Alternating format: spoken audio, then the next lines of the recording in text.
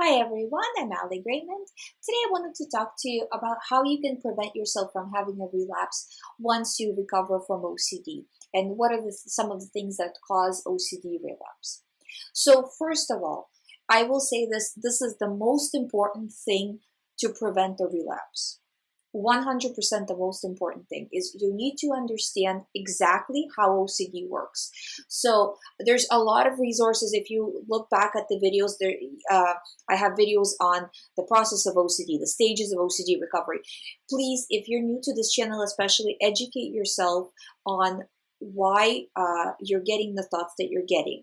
Why are you getting a lot of thoughts? Or why are your thoughts not switching at all?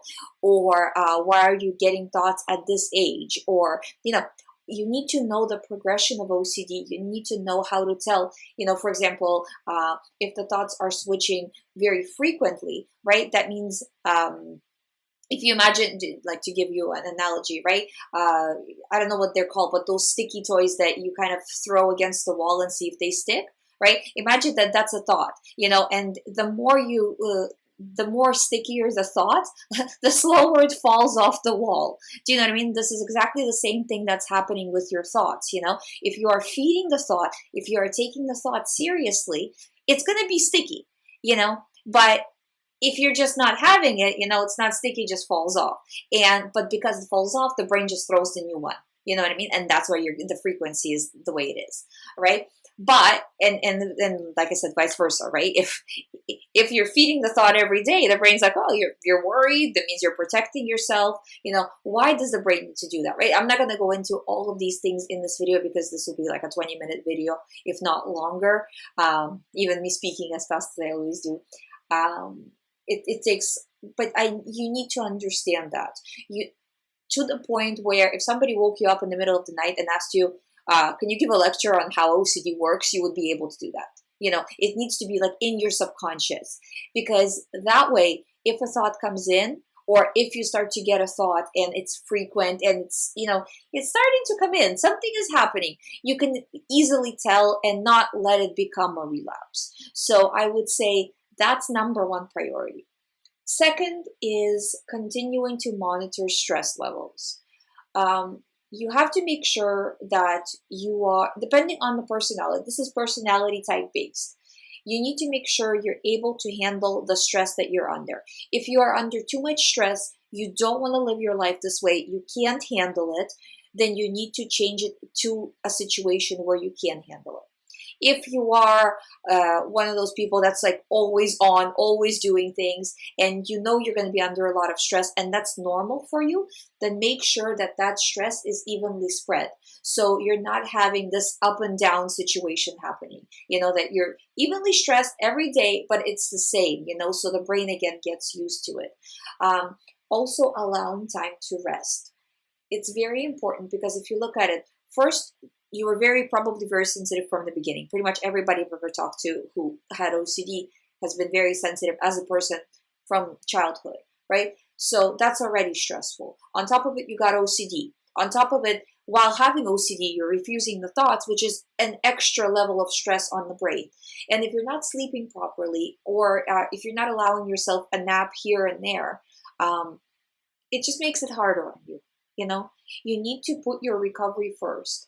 And when they say, a lot of the time, well, all the time people ask me, well, how long does it take to recover? And I say 6 months, but realistically, you will feel, if you actually push through, do at least 5% less in terms of, analyzing reassurance behaviors each day, you will feel better after about 2 months. It won't take 6 months. But what happens is the brain is not actually healed. That's not enough time for the brain to heal from OCD. So you feel better, but it's all a very shaky situation, And if in this shaky situation you start to just be like, oh, I need to do all the stuff I weren't able to do before. I'm going to do this, this, and this. I'm going to go on the trip. I'm going to blah, blah, blah. You're going to put yourself in a stressful situation that you can't handle, and then some silly thought will come in out of the blue and will get you. That's very, very likely in that situation. So try to, as you get closer to recovery and then post the 6 months mark, take it easy and increase the stress slowly. I always say that it's not good if you are not working, not going to school, not leaving the house, that you need to start doing that when you are recovering from OCD. It's not good not to do that.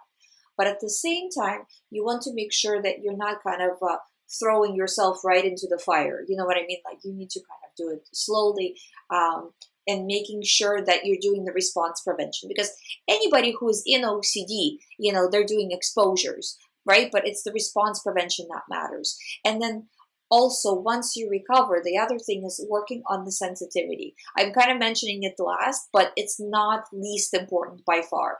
Because if you look at the situation as a whole, it's the sensitivity that led to OCD, in a sense. Not entirely, but, in a kind of a more an abstract kind of way, general kind of way. It's the sensitivity that causes it. If you weren't sensitive, it probably wouldn't have happened. That doesn't mean you wouldn't get some other issue or whatever, but in this situation, it probably wouldn't have happened, because when the thought came in, the first thought, you wouldn't have reacted to it with a lot of fear, wouldn't have analyzed or done compulsions, so that's kind of thing.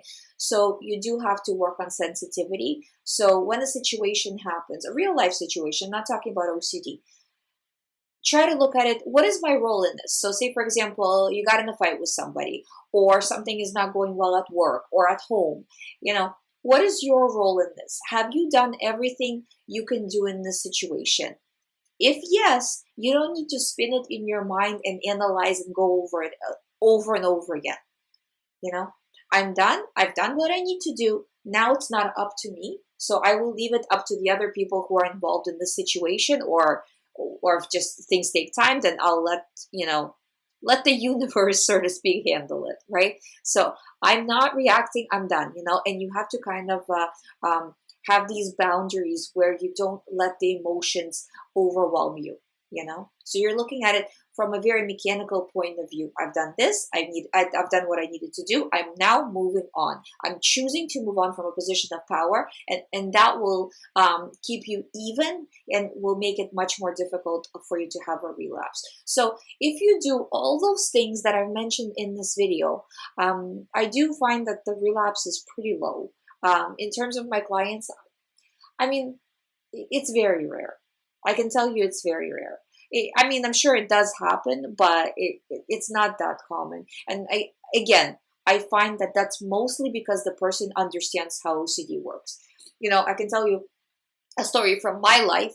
Is I've had when I first started with OCD recovery, and I went to the doctors and stuff like that, they put me on the typical, like, do the hierarchy, ERP. And now, knowing what I know now about the doctors, I understand how lucky I was to even get a doctor who knew about ERP and who had the idea to do the hierarchy structure with me, because most don't even go this far. They just do talk therapy or who knows what, So, but because they didn't explain to me the process, I went through the hierarchy, I touched everything I was afraid to touch, with the first theme, because it was like health related. I was afraid to touch things. So what if I get sick? This kind of thing. And then what happened, right? Then I can't really give you a time frame because I just don't remember anymore. But say a few months later, a month later maybe, I just got onto a new theme, entirely new theme.